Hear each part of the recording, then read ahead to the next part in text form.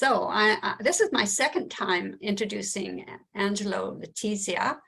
He writes mainly speculative themed poetry and is currently a professor of education at Notre Dame College in Baltimore, Maryland. His true passion, however, is poetry. The Starry Devil and Other Unwanted Poems was his debut book of poetry, and Pilgrims of Infinity, his second. Angelo's work has also been published in a number of literary outlets, including Tales from the Moonlit Path, Bewildering Stories, The Atlantean Siren Call, Red Planet, AHF Magazine, Dissections, Fever of the Mind, Lothorian Poetry Journal, Bindweed Magazine, and Bowery Gothic, to name a few. Anyway, today Angelo is reading from his book, We Are the Winding Down. So, Candace, did you have a few words you wanted to say first? Yes, I'm just very, very, very pleased, of course, to be publishing yet another book by the great Angelo Letizia. His poetry is just quite amazing. It takes you to another realm of existence while still having your feet firmly planted on earth. So I'm really looking forward to hearing that. And of course, looking forward to Kaylee's Reflecting the Sky, because I haven't had any of her books published before. It's a debut book for us, and it's very good also. So we've got two very lovely writers here today that are going to share their minds with us, and that's good for us. All right, so Angelo, you're up. So I'd like it to be, I'm just going to read, I have about 50 in here, but I'm not going to read all of them. I'm going to kind of go through and read what I think are the better ones. But, as I'm going through, please stop me with a question if you have a question. I like interaction. I'm a teacher by nature, so I really do like interaction. I mean, if the line's weird or you want clarification on something, please stop me. Let's have a discussion. Or if you disagree with something. So yeah, the title is We Are the Winding Down, and just quickly on where this comes from. As Candace mentioned, as Carol mentioned, I'm a professor. So I'm a professor of education. So I do have to do a lot of reading, obviously, for my job, but those theories and ideas that I read about filter into my poetry, and I can do a lot of things in my poems that I can't do in my, in my professorship, right? I have to be academic and I have to cite things and but here I can kind of just let my mind run wild. But one of the themes that I've been kind of pondering about, and that's what this is about, is, when does a society know when it's in decline? That's kind of one of the ideas of the book, right? So I studied a lot of history, thinking about, Rome or, Great Britain or something. When does a society, does it know when it's coming to an end? Does it know when it's failing? So that's kind of one of the themes of it. And so I'm not going to read the whole introduction, but I just want to read a little bit of it just to kind of frame this some more. So the book is about failure, but not a personal failure. It's about failure in an existential sense. What does it mean for people or society to fail? If a society does fail, how long does it take? Do its people know they are failing? Did the Romans know they were in decline? What constitutes a failure? The other thing too is a lot of people had said the world is ending, right? Ever since Jesus died, a lot of people had said, hey, the world's going to end. The world's going to end. So I don't want to just be one of those people, right? So the notion of the notion in this book is not so much that some Armageddon is going to come and it's time to end, but we still can't seem to get out of our own way. There's a lot of things that we don't do right. There's a lot of things we could be doing a lot better. And so, it's a book about failure, and maybe that's what the end is. Maybe it's us failing to clothe and feed and house people and just to make a better society, which we definitely could. We had in our means, but we just never seem to be able to get out of our own way. So not a very positive thing, I know. But so this is the first poem. Hopefully you guys can all hear me. This is the first poem, and it's called Here at the End. There is only, and ever was only, one way, and that is through the stone, through the concrete, through the steel, through the electrical current, through the glass, through the blood, and arriving here, at this place, at this moment in time. In the beginning, there was nothing, but always with the possibility of something. So it was never nothing. Nothing needed to make that possibility extinct in order to truly be nothing. The possibility of something is teeth, is metal and eyebrows and concrete. The possibility of something is entropy, and it spends itself until nothing is nothing. We are the winding down. We are the result. We are the powder and crumbs, the ash, the embers on the ground. We are the groans. It won't be long now, I hope. So that was the first poem, called Here at the End. So nice pessimistic way to start the book off. Another real sunshiny one, Whimper. There are only a few workers now, hunched over in offices. Those buildings become the only support for the aging universe. The few send emails and write reports to keep busy, but no one reads them. The employees eat lunch in small groups, but rarely converse. They go home, watch black and white reruns on wood panel televisions, their reward for surviving the smoke and false advertising. So hopefully everybody can hear. This poem, I wrote this poem about 20 years ago, the one I'm reading now. And so it's interesting because sometimes you read stuff that you wrote a long time ago and it fits. So I felt like it fit with this collection, even though it's older. I wrote this in 2003. It's called A Room in the Sun. There is a room in the sun, a bed and a rug on fire. There's a closet in the moon, and all my vacuums are stacked there. Dusty things that have bordered my blood, lifted it straight from the skull, and bed sheets and bathroom floor. And now this cosmic house suits me well. A planetary existence, revolving suns and meteors seen through a telescope, in cold space where I freeze to particles, in frozen hairs above the lip, dancing in silence. Coordinated movements of planets, celestial patterns that have me fixed in this instant for eternity, in one forgotten moment in a classroom, with a dull pencil, tallying on loose leaf the motion of the snow, as if my skin was shredded and bleached to confetti leaflets, sprinkled to earth from an urn in the sky I knew so well. This one is called Star Wax. I failed to extinguish the stars again, those pitiless replicas, which burn indifferently to all our suffering. They are light years away, but jealously drip their crooked wax into coffee, sewers, and dreams. That celestial paste, however, holds the universe together, silently, and against all known logic. Even logic joins the heart and the star. Blood star wax runs through solar veins. I want to hate them, but how can I hate my own circulatory system? Stars circulate in this blood, where little doors are carved into the black of the universe on a summer night, for me to crawl through, squeeze through the matter and be born into something new and far away, something that smells of rain and paint and ideas that I cannot name. Okay, so I got two that I want to read. One I wrote in the state of Pennsylvania, Kelly, not that far from you, and it's called Hawk Mountain Sanctuary, which is a real place in Pennsylvania. We went camping and okay. A man built a little house on the riverbank where he drank the universe from a stream and blessed the sound with his eyes. He walked in mud and made craters of the earth, which vanished in the next rainstorm. This is now his sky, his rain, his currency. But the fish still do not give up their secrets, even when they leap up and momentarily break the back of the stream. There were dreams and cigar ashes, and now just the babbling cold god and wet, which owned the sights and ate the mud.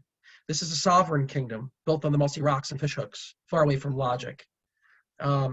My other favorite poet, Kaylee, that was a reference to Dylan Thomas in there also. And then I have one more that I'll read, and then we can proceed. And this actually might be my favorite one that I've ever written. And I wrote it as I was going through Lowe's, as a department store, hardware store. It's called Rebuild the Messiah. At Lowe's, there are aisles stocked with disinfectants, various cleaners, bleaches, spray bottles, industrial solvents and air purifiers, fertilizers and concrete. All these things flower symmetrically in the rows, and shopping carts become like messiahs to deliver us from a terror as yet unknown. But terror grows, mutates in the linoleum, and all the things you thought were safe and clean show their relentless evil. Terror in the eyes of the pretty cashier in the rent-a-truck, in the soda bottles and lumber. It waits for us to name it. This one I think might be my favorite one that I've ever written, and I don't say that too often, but it's what I really like. So this is called Reverse Eschatology. There may be a secret in the rejected words, just like the birds with small beaks who cannot reach the nectar. There might be wisdom in the early deaths and needless car accidents, and a veritable Bible etched on the mobile home walls of an obese woman who died of heat death in Arizona. Anthems and instructions ring out from dead black boys and wasted water, from a young disabled woman in a wheelchair, and abandoned buildings in Baltimore whisper, and become the anvil of the universe to forge something new and sublime, a translucent jelly which has more potential than anything that has ever existed. Okay. This one's similar vein to the last one I just read. It's called Liminal Failures. What about the ones with small beaks that could not reach the nectar? Perhaps they are my brethren. The existential failures who died centuries ago. Metonymy of keratin, a hidden Pentecost with one resolution that gestates during the centuries and glistens like scaly reminders of fish with feet. Drink to your swollen appendix and starve the hungry, because these flops are liminal, like whiskey and oracles, a holding environment which is not one thing or the other. This is called Harbors Become Pathogens. Harbors become pathogens, divorce the inscription from the Exodus, and sow a voyage without words. We are the weary savages dying in a foreign land we still call home. A refraction of the grotesque seems logical now, as it glimmers in the cinders of what we used to love. Cinders like gods, shoveled over in despair. This one is a little different. I'm going to read it. I wrote this in college, so just like Kelly, it was yeah, same thing, like 18 years old, so it's a little different. Why do I brush my teeth? Cleanse the bones, preserve the soul. I'm not afraid to let them rot and stink and yellow and decay to medallions of detachment. My beard grows, is clipped and shaven, because I want to impress the girls, big-breasted and soft-skinned, women who laugh and are not impressed by me. Gathering in my living room, palace of the mundane, ruled by freaks that I call my friends, all kings and queens ruling each other on a world on loan from logic. I have failed. What used to help me love, I've burnt it, dancing around the fire, offering it to my heart, torn out of my chest, laughing. I tossed it into the flames. I knew no better. Take a ticket, see the freak, ruling his kingdom, brushing his teeth, storing his toothbrush within the hole of his upright chest. So a little different, but I thought it kind of went in there. All right, I got a good one. This is called Ballast. This one's also about 17 or 18 years old. I wrote this in a Staples store, just randomly came to me. Pacing in the aisles, trying to fill it, the mouth with nails or sawdust maybe. Anything to weigh me down securely. Invisible gales wash through the pathways, sweep me like kites or balloons or confetti into the blue sky. Oblivions divide like cancer in the jaw. Black holes that drop to the feet with the weight of their own gravity send me spiraling. I grab hold of metal shells, trying to keep myself on this planet. I'm too light and can feel my blood blown through the sun into that terrible star. But suddenly in the store, jackals behind the pens and notebooks, demons and light fixtures, maggots and lice on the floor hear the call and crawl into my empty bones for me, for weight. Okay? We are the only thing left. We are the only thing left, the remnant, the residue of a failed attempt. There was more one time long ago. Now there are just embers and sawdust on a concrete floor. And even these were only a dream of lonely, stupid men who slept in corners where the universe joins, but they were still oblivious. Nirvana is you. A complacent Buddha sits in the Nepalese sun, and oh, how the stock market shudders centuries later. Cameras are bolted to the telephone poles like God's eyes stapled to monsters, watching all of us squirm at the bottom. How many Buddhas walk here? How many Satans drink coffee? Or maybe the gods we created are laughing because we couldn't do it any better. We own new superstitions and zealots, hide in the produce aisle. Refrigerator hums like sermons, and salvation is reflected in the grass.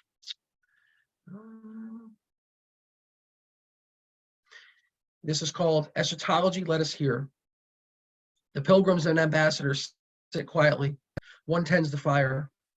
There are so many things their brothers could have been. They had so much potential, but now there is only the next evolution to look forward to. And so the pilgrims whisper their final prayer.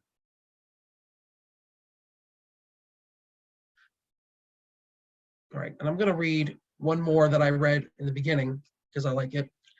And hopefully you can use this one because I think I cut out on this one. And this will be my last one. I failed to extinguish the stars again, those pitiless replicas which burn indifferently to all our suffering. They are light years away, but jealously drip their crooked wax into coffee, sewers, and dreams. That celestial paste, however, holds the universe together, tightly, silently. And against all known logic, even logic joins the heart and the star. Blood star wax runs through solar veins. I want to hate them, but how can I hate my own circulatory system? Stars circulate in his blood with little doors, while little doors are carved into the black of the universe on a summer night for me to crawl through, squeeze through the matter and be born into something new, far away. something that smells of rain and paint and ideas I can't name yet. All right, what do you think? So, did you have a couple more that you read at the beginning that Sure. we can't use? Maybe get those in there also, then we can use them all. Okay. Okay. This is the title poem. Well, not title poem, but this is the first one of the book. It's called Here at the End. There is only and ever was only one. Excuse me, let me start again. Here at the end. There is only and ever was only one way, and that is through the stone, through the concrete, through the steel, through the electrical current, through the rubber, and through the glass, through the blood, and arriving here at this place, at this moment in time. In the beginning, there was nothing, but always with the possibility of something. So it was never nothing. Nothing needed to make that possibility extinct in order to truly be nothing. The possibility of something is teeth, is metal and eyebrows and concrete. And possibility of something is entropy, and it spends itself until nothing is nothing. We are the winding down. We are the results. We are the powder and the crumbs and the ash, the embers on the ground. We are the groans. It won't be long now, I hope. This one's called Whimper. There are only a few workers now, hunched over in offices. Those buildings become their only support for the aging universe. The few send emails and write reports to keep busy, but no one reads them. The employees eat lunch in small groups, but rarely converse. They go home, watch black and white reruns of wood panel televisions, their reward for surviving the smoke and false advertising. And then I'll read one more, I think. Well, I didn't read this one. I'll read, this is a newer one, so I'll read this one. We create geniuses and idiots. We create geniuses and idiots. Methods breed them like a fetus. Greasy membranes are the secret of bureaucracy. I wish these things would fossilize, because they might be a plague in the corner, washed through the gutter. How many more geniuses do you need? How many more celebrities must burn? Where are all the genocides? Siphoned through the sieve? Or perhaps gestating, sleeping, dreaming? There's a hole in the shoe. Whiskey drains past the soul. But these shoes are creased and old, leathery smell wafts in the closet, a universe of wood and dust, a universe unto itself. We need more geniuses and more idiots, and one more fetus to grow a better civilization. Not the one we celebrate now, than the one we celebrate now, which still needs its gods. And Angelo, your poetry was beautiful, by the way. Mm-hmm. Mm-hmm. No, thank you. But no, I really did enjoy yours. It really was. The imagery was, like I said, it really does evoke this idea of nature and, you know, living in our states, right? Like, I don't know exactly where you live, but I know my area is really rural, and it's just, I don't know, that's a really big thing for me. And so I think you just sort of captured some of that natural beauty of our area too. Thank you. So yeah, so it's a big deal for me. That's why I moved back to the East Coast. I was in the Midwest, and I didn't like it out there in like Kansas. And I don't know, reading your poems when you read it, just, I don't know, I just evoked why I love living where I do. So thank you. You did a phenomenal job. I appreciate that. Thank you.